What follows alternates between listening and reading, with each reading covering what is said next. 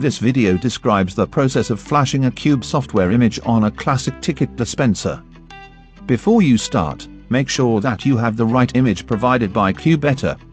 Note that whenever you need to ask us for a new ticket dispenser image, you must provide the Raspberry Pi version details, or the ticket dispenser serial number. Note that if you are going to flash the image on a microSD card in use, you must turn off the device before removing the microSD card from the Raspberry Pi, which must be done carefully. The first step is to create a bootable microSD card. In order to do that, install Etcher from balena.io on the PC. Please note that if you already have it installed, you don't need to do it again.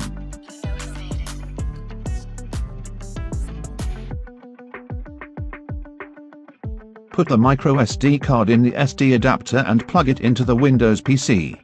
The card must be empty, and with at least 16 GB memory capacity. Run Etcher.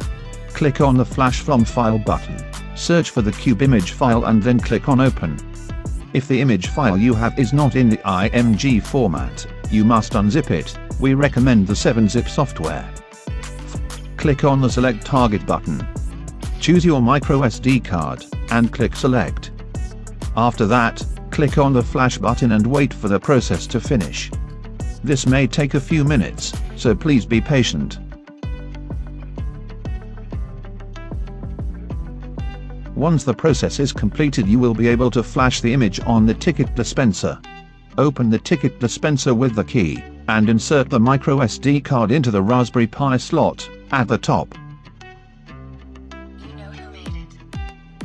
Plug the network and the power cables into the ticket dispenser, and turn it on by pressing the on-off switch. Wait for the reboot to finish.